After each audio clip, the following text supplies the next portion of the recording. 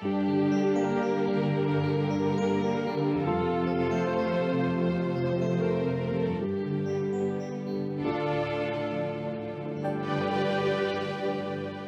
everybody, welcome to the legendary podcast of Legendary Minecraft. I said that wrong. Minecraft Legends. And Close enough. We are getting the podcast in because that's how huge this update is. There is so much. And so, because of the decreased attention spans of the world today because of the internet, we've decided to go into several podcasts going over different things so that people could grab a hold of the podcast that they may want to see or are more interested in. But we would definitely encourage everyone to listen to all of them because, yeah, I think this is really, really neat stuff to go through. So I am joined by Hound 4004. Aloha. And we are going to start the next section of this update, which is general improvements, new custom game options. A player last used custom settings will be used for their next game session. Players still have the option to reset it, but especially helpful for versus matches. Hound, do you want to talk about this, or should I share with everyone the funny Homer Simpson moment that I had? Oh, go for it. We all love the entertainment of it. So I flipped out because I couldn't get my custom settings to work because they had made these changes to where they are now saving them. Where in the past, I would just change everything and go back to the lobby and start the game and it would work. Well, to my surprise, down in the right-hand corner, it says save and continue. I'm going to say this, my teachers back in school, they probably would not be surprised that I clicked the wrong button. Because very often I would circle in the wrong Scantron bubbles. So, with that being said, I figured it out and I put a video out because I'm like, I bet there may be some other people out there who have the same issue that I had, especially if you're used to doing it the old way. But they do have this. Now, you can set this up, and what this is really good for is, let's say me and Hound are playing Parat and Seaboy in a 2v2 game, and we're going to do some switch arounds. We're like, okay, we're going to play this map, we're going to give each team so much resources, we're going to change these settings, and we're going to play the best out of 3. Well, now you can go in and not have to reset everything every time, which can get a little time consuming. And you can just hit continue and play the game again right after you finish that first game. And all your settings will be there. The amount of resources, what you've locked, unlocked, all those will be there for you so that you can get into that next game quicker. So I think this is very interesting. Have you seen any benefit of these changes to any campaign modes? Actually, I think that sounds absolutely fantastic for versus modes. However, for campaigns, they're not as fast-paced games. They're kind of slower, and it's like, okay, now that I've gotten done with one campaign, now I want, maybe to do another campaign where I mix up the settings a bit more. But here's the thing. If those old settings save over, well, now I'm having to go out of my way to hit the reset button to change things up in a different way. So usually for campaign, you don't really want to have it be the exact same because, like I said, they're longer paced than those verses. So I think it kind of has the opposite effect.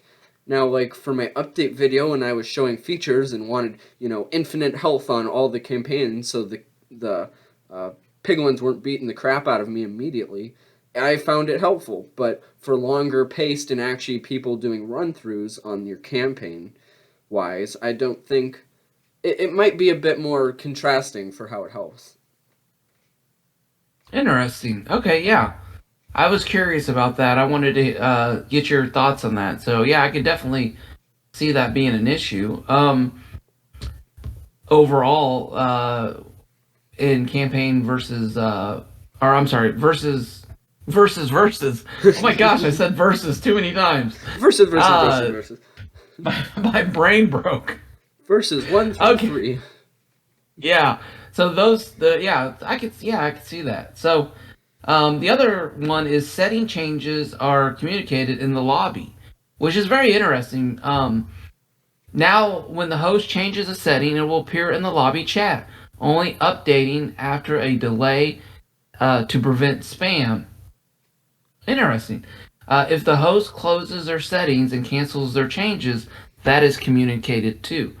So for me, in versus mode, this would be, let's say, the four of us are playing a game, and we're all the other players in the chat will see. Oh, wait a second, we're all starting with 1,000 Prismarine. Okay, well that's interesting, because that's going to change your strategy in versus mode and how you play the game. So yeah, that I think that's very good.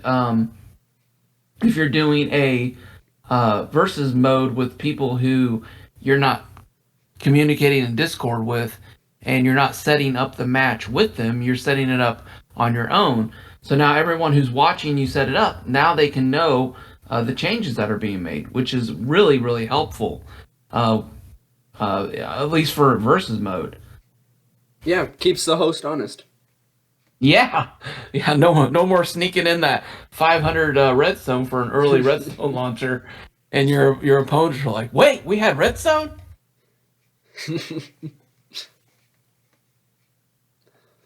Well, it's on to new settings. Now, I think the settings we just talked about were also new, but hey, this one is I think we've referenced this by name, maybe on even a couple different podcasts. And here it is in an update. It's no longer just an idea in our brains, and I'm super excited about it. The World Seed. Yes. So, what I find interesting is 10 digits, that's all you get. Okay, sure, whatever, but how dare you type any letters in there? It has to be numbers. Which, okay, also makes sense. It's different than, your vanilla Minecraft, but it's a thing you can do, and I like it. Yeah, and I put a video out on this.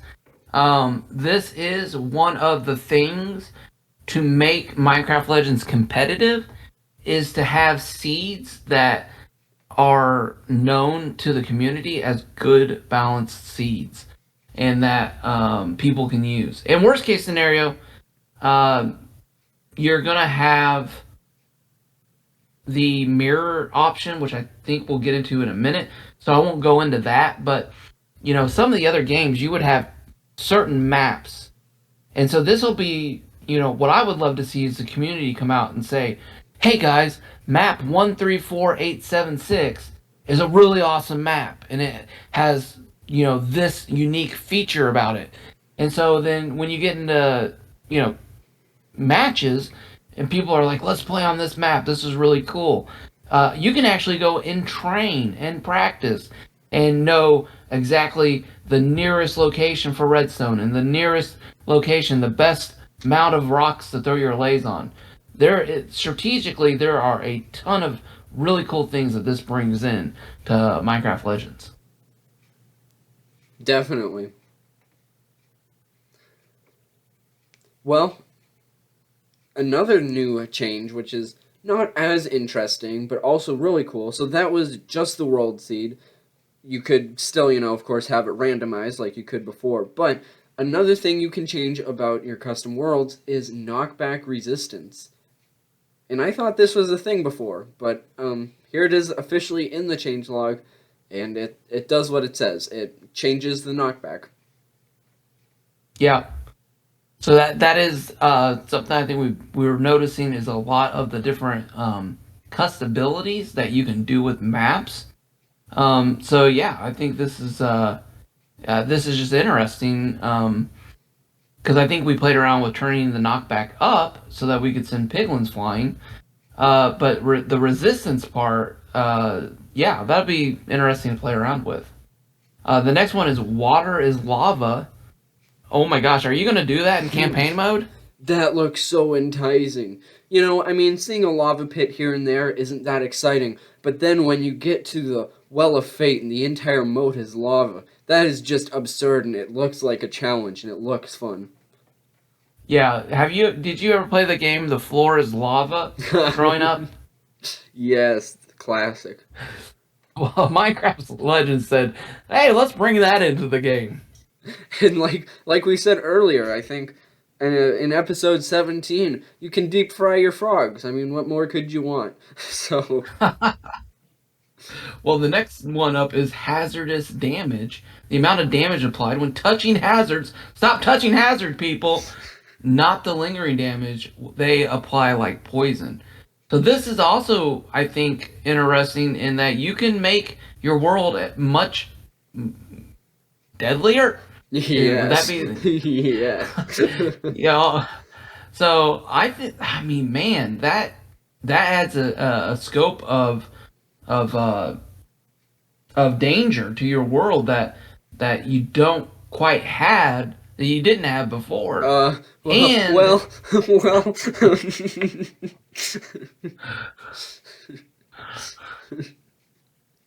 I wouldn't say that. I mean,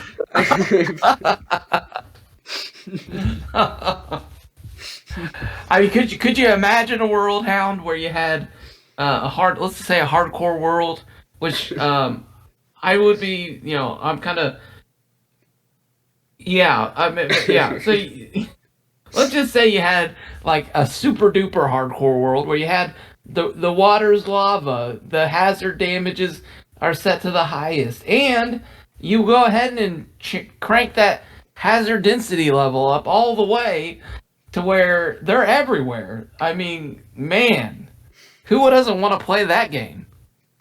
oh man. I'm the one who already, like, you could probably have hazards turned down to 0, and out of all the ones in the world, there's like maybe only one thorn bush, and that's the only hazard in the world, and I'd be the one to not be paying attention and walk directly right into it. Yeah, instead of Wheat Racer, you get Hazard Damage Racer at the end of every match. Yeah, so that's interesting. Just some of the difficulty levels that you can increase. But this next one I think is even. I don't man. I think for 2v2 this for versus mode, this may be something that we mess around with. It's the starting build and gathering allays. You can adjust the number now. So on the old system, in a 3v3, your team had a total of 9 allays. So part of me thinks if you start off with a 2v2 game, what if you gave each player an extra allay and then you could have 4 for each player, having a total of 8? So that's going to give you the ability to collect, and I'm going to do bad math. I know someone's going to yell at me. I want to say 25% more resources starting off. What are your thoughts on that? I'm on total agreement. I think even just for campaign, you can wander around and oh, there's a random chest and it might have an LA, but if you're able to start with like a billion LAs, it's like you're gonna be good to go. It's one less thing for you to have to worry about. So it's just a game changer all the way around. Yeah. And then the I keep reading them. Do you want to read the next one? Sure. The alley chest density, so the frequency of chests generated in the world, which is pretty nice. You can wander around, and the allays are being even more helpful by generously donating these random chests that, you don't have to worry about going in and getting resources once again because, well, they're just right there in the middle of nowhere. So that's cool. Yeah, and one of the things that I am messing around with, and I need to get feedback from other players. I want to on the versus mode. I don't feel like you should have any chest, and I may be an odd duck on this, but I've seen too many games where someone will get 3 chests early on. They'll get 60 to 70 lapis and they'll go over to your base and they'll cobblestone rush you. And that's kind of a bummer because it's not skill level. It's who got the luckiest. what team had the most chests generate near their spawn? I personally feel like in versus mode, you should have no chest at all, or have them mirrored so that you could have the each team has the same amount. But personally, I like to see these games be skill based. So basically, to wrap it up, I would get rid of LA chess in versus mode altogether, personally, and so that'll be something I'll talk to other people and see how they feel about it. Well, your reasoning makes sense to me. Yeah. Now, this Uh, this next one, I guess I'll name it off for you, is interesting. Automatically buffed towers. When enabled, towers will automatically come with buffs like the Kaboomery or Spyglass or Battle Drum or Masonry or whatever. Or I'm not sure about Masonry actually, but that's interesting. You don't need any of the upgrades nearby to be able to help out your towers, which kind of defeats the purpose. But that I don't know. I'm not the one to judge because that is kind of cool. yeah, I mean, it seems like it'd be something that's fun to play around with, but I personally would feel like this is going to remove strategy in a versus game. Um, but I mean, like I think campaign mode that'd be a lot of fun, not to have to worry about. I feel like it would make it easier overall. It gives you, you know, a and I think we talked about this before. You know what would really be cool is if you had those buffs within your base, and made so it would make your base a little harder to take out. But then again, I don't know. I'd really have to mess around with this and play a game of versus to do this and see like, oh, that makes sense. That would be helpful. The only the only sliver of of how I would see this working is if you were doing a one versus one game. But honestly, in a one versus one game, it's whoever builds the redstone launcher first wins. So it's like even in that situation, I guess if you were playing a one v one game and had redstone launchers turned off or disabled, I could see that being useful in that situation. That makes sense. Yeah. So we yeah. So I'm gonna try. I'll probably jump in some games and mess around with it and see if that would if that's something that would be make a 1v1 possible. Man, if we got 1v1s possible, could be pretty crazy. Mm-hmm. You will have to let us know because that sounds interesting. I sure will. Well, if you want to be extremely boring, guess what? Now you can. You can now be as boring as possible. You can disable all the fun things of all the mounts. And it's not just one or nothing. Like you can choose, do I want to not have the tiger but have every like right it's very customizable with this.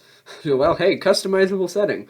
So you can remove uh mobs. Yay. Yeah. So I'm trying to think of like what would you use this for? What would be is there a certain aspect that you would use this for? I don't know. The only thing I could think of is if you're trying to prevent someone from crawling up the side of stuff or flying down into something. But I don't know. That might come in the future uh, with maybe some custom Lost Legends or something Oh, like that. right. So I don't know. That's the only thought I had on that. I couldn't. I like the availability of all the mounts personally. So Right. Well, and for I my thought game, I thought maybe it's like, maybe if someone was doing a challenge, it's just another way to keep them honest. But I think all the speedruns and mm, things have to have footage to them too, so I don't know. yeah, definitely. Yeah, and then the cauldron tech. So if you feel like I guess the cauldrons are OP or you don't want them to be an option in a certain type of game, you can disable or enable that from being built. Interesting. And that slides in with all the other um, building types. So it's not just the cauldron, but the cauldron's been added to the list. Yeah. And so these new settings are all campaign only. So do you want to take those and run through those real Sure, quick? I'll plow through them. There's some, Okay. none of them are necessarily that exciting, but the number of power towers generated for a player collect, you can alter that at the very beginning. The amount of roaming piglins. Now, isn't there also roaming piglins in Versus? They come out Yeah. of the thing, yeah, and they head to your base, yeah. So why is this campaign only? I wonder that. But the most interesting one is I love being able to throw spit at piglins, and now you can have the Lost Legends of the Llama in your main campaign. you That one can, actually seems really interesting. I don't know. What are your thoughts about doing a llama only challenge where you can only use llamas to beat the campaign mode? honestly, I think I would be laughing my head off the whole time, but it's almost worth it. I would love to see that. Well, there's another one of starting a power tower cores for the amount of power tower cores you can start with, kind of very similar to that power tower density. Village chest yield is the exact same village chest yield as what we talked about before, with the resources generated by villagers. Stable, all the animals, all the mobs defaultly spawn at your village well. You don't have to worry about crawling your way out to the swamp on a horse to get the frog. You don't have to worry about going through the jungle to get the tiger. They're all right there at every single village, just waiting for you to ride, which is interesting. Nice. Yeah. I think that might be really good for uh, beginner players who want to get in and mess around with the mounts, but might not know how to get them. Well, it was a dream come true for my videos to make. I could just turn the frog on immediately and didn't have to go out and find him. Oh, nice, nice. There's different placements for towers, like the witch hut, where it spawns. Do you want it to be with the village, without the village? Some interesting things there. If you want to get into it, great. The same for warriors, and the warrior placement modifies the number of free warriors that spawn in. Evasion packing, how quickly the piglin invasion ramps up. That's interesting. If Mm, if you want to be dead faster than you could before, well, go for it. Which this yeah, is kind of nice because I've always thought that the village raids were a bit easy. So I guess if you're going for more hardcore without setting up the difficulty level of the game, this is a nice way of doing that. yeah. I'm actually really interested in all these changes, having piglin roaming maxed, having invasion pacing maxed. Will this cause them to build more bases quicker, you think? Or is it just how often they invade your villages? I think it's mainly for village invasion. Okay, I'll have to do okay. some testing. Yeah, I'd be real interested to see if you added that number of, the amount of piglins that are in your world, like would your whole world get covered with piglin bases? Man, Hurrah! that would be awesome to find out. Um, yeah, we talked about the you can also change the how strong the village is. Piglin personalities, the actions that each piglin horde will prefer. So you can actually customize individual spore or not spores, but hordes. So like the horde of the spore could be building a crap ton of outposts. However, you can maybe make one of the other piglin bases passive. That's interesting. I like that. And then there's one for like attack or upgrade. They're self-explanatory, but that's cool that you can do that. Yeah, yeah, that's in my mind I'm thinking, wait a minute, what new crazy worlds can we come up with all these settings? Right. Like, oh man, I could just talk about this all day. That's so cool. The amount of possibilities. Yeah. So is that it for the campaign? If it is, Yeah. I can jump into the verses. Okay. So the new setting for verses only, people. The greatest setting, the greatest change, the thing that seriously, I cannot express this enough. I made a video on this. This will change everything. Dear Minecraft Legends, please add this to player versus mode.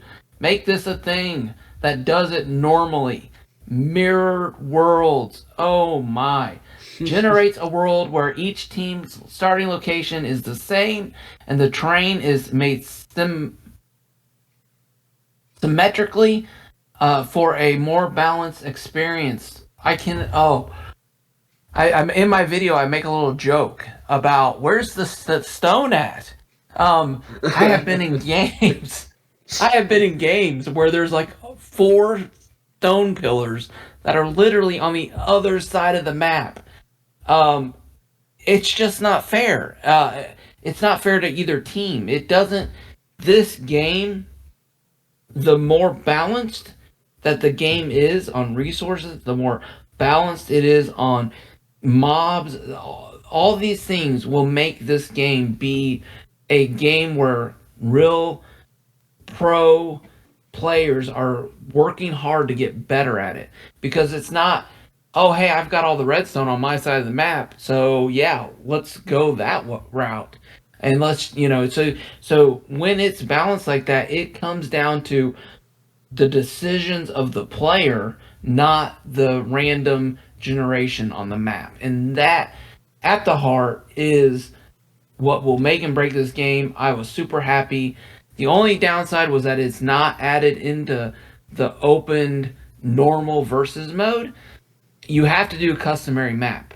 So, which is fine, because for tournament plays, is usually me and a group of people that are a part of the group that we're forming, of other versus players. So yeah, we can jump in, we can use this in the versus mode, but man, this should be every world. Every world should be mirrored. It just so that people can get used to it, and it makes all those games better.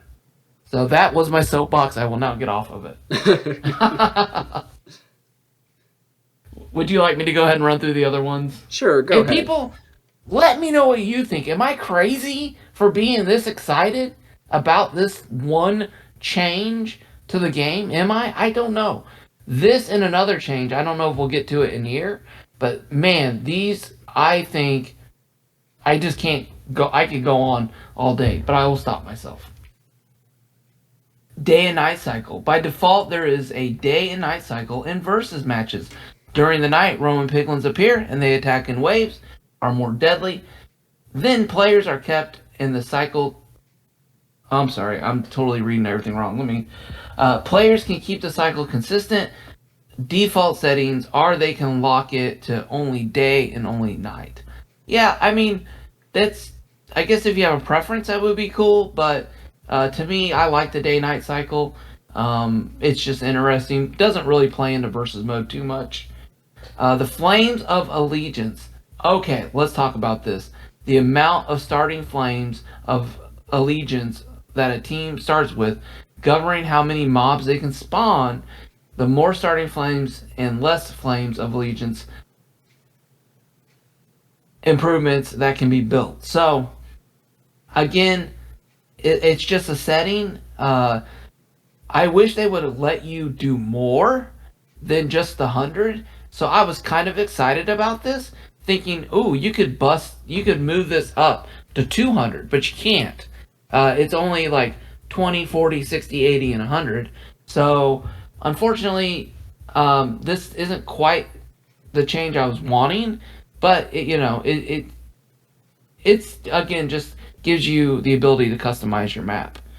Hound, is there anything you wanted to say about that? Same as you. Okay, great. HQ zone immunity makes HQ and any surrounding structures invulnerable for a specific amount of minutes. After the duration expires, the immunity wears off and everything is vulnerable. Players can use this to prevent rushing and to build up their bases for specific durations. Okay, so this is really cool if you're doing 1v1s. I think if you've ever watched me and Parat do 1v1s, we will do a 5-minute timer and say after 5 minutes we can attack each other. No more do you have to get your phone out, start a timer, and then trust the other guy's going to tell you when it goes off. You can now set it for this amount of time. This is really neat. And this is really cool. So this is, you can use this in any mode, but certainly for 1v1, this prevents rushing. And, if they did this in the normal games, this would prevent cobblestone rushing. Which, again, the chest thing is really where, if you want to prevent cobblestone rushing, get rid of the chest. But this will keep everyone honest for, however long you set this. So, definitely really cool to see this added as an option. Awesome. Yeah. Damage escalation. I don't know if people know this or not, but versus matches have a natural damage escalation that increases the player's mobs and redstone launcher. It typically occurs at 40, 50, and 60 minutes, but this setting lets you modify it when it occurs. So, if anyone's curious why this is in the game, this is in the game so that the game ends. This is in the game so that when you get into a game that's over 40 minutes, you now can destroy the opponent's base easier and quicker. This is meant to prevent games going longer than 2 hours. Or really, like after you hit these escalation points, I remember I was in a game and the game was at an hour and a half. The other team was totally whooping us. They had rushed us. They had attacked us with first. We were holding on by a thread. It was a hope and a dream, that a victory, and it was slowly like a cloud of smoke dispersing before us. No way a victory was in the books, but I went and snuck over to the swamps and collected the meager wages of 400 redstone, and I went to the opponent's base and secretly built up a fence behind them.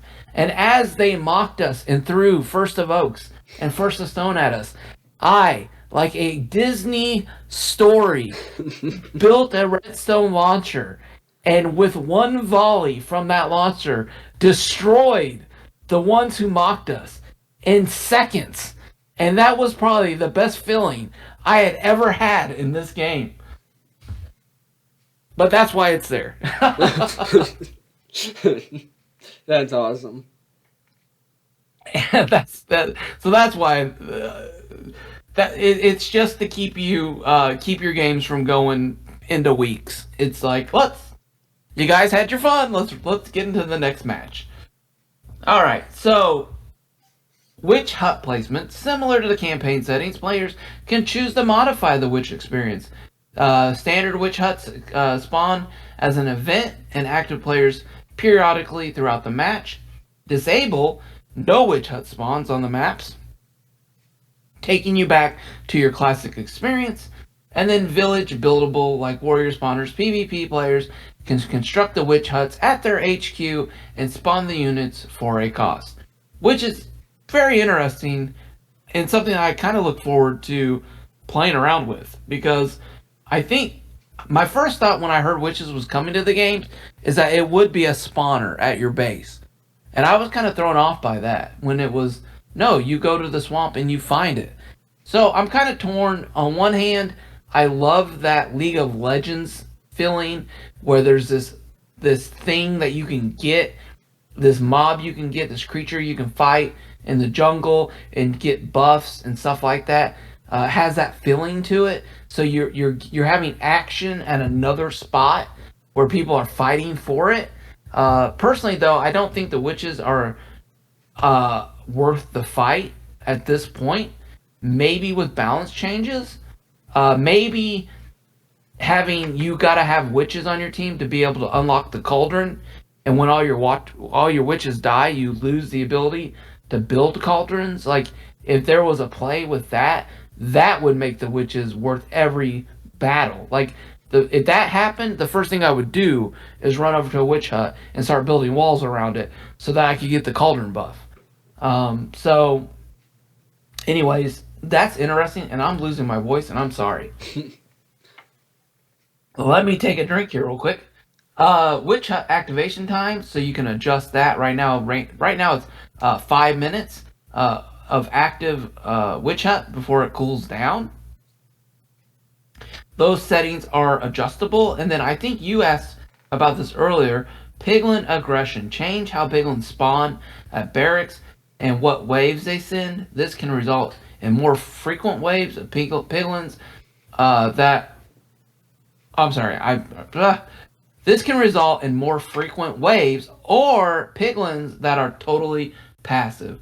So, man, this really can add another element to your bases not being defeated by your other player, but being defeated by piglins. So that is really cool, and that will be something that is really fun to mess around with. Definitely. That's awesome. And that ties the loose end that I asked earlier. So that makes more sense. Yeah, so what do you think, Hound? Wow. Wow, wow, wow. And this this is all like on sliders. Like a lot of these things that we talked about are in sliders. You can set it to maybe 1, or you can set it to maybe 100. There is so much customization with all of these, and it's just so awesome. Yeah, and I think that's what they're really going for. And I think the next section will get into some of the other changes and stuff. But I think overall, they're really letting people make this game what they want. Like, you want this? Great. You don't like it? Take it away. Right. And it's like, instead of, I mean, I still hope they continue adding major updates like they did this, but it's like, it stops the pressure. It's like, oh, players don't like skeleton range. Well, instead of them complaining at the devs, the player themselves can just, change it for their own world there, and that's just so cool. Yeah, definitely. And that is, there are some things that I'm really excited about. This HQ zone immunity. I mean, that is a lot of people might be like, well, that's silly, but no, that gives you that option to say 5 minutes, we collect resources, and then we attack each other. Or 5 minutes, we get the build. And, one of the things that I will just throw this in there that I would love to see customized in this game is it to make it a valid 1v1 map or make a 1v1 something that is possible in this game would be having the ability to have a god perspective in the game where you're up in the air and you're controlling troops from the air.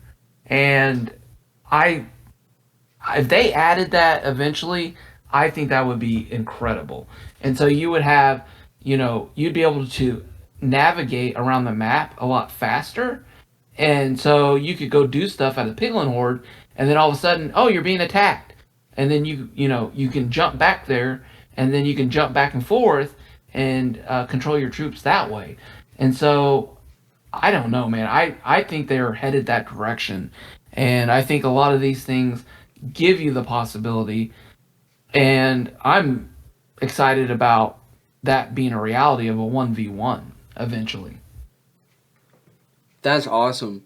And I don't think we saw it in the changelog yet, but didn't they already add like a 2v2? So like, I mean, they're heading in that direction, like you said. Then that's awesome. Oh yeah, and it I think we're gonna get into that Yeah. in that next section. Yeah, so I'll save my incredible praises for that section. But I think that brings us to the end of this podcast. Yeah. This was number 18, but if you are wondering, like, where is all the exciting stuff? I mean, I thought this was pretty exciting stuff, but some of the other things of the update, well, that's because, well, this isn't the only podcast we talked about it. We also talked about it in episode 17, the last one, and guess what? We're going to be talking about it in episode 19 too. That's how big and juicy this update was. Yes, this thing was huge. 3 podcasts over 1 update, people. That takes that awesome.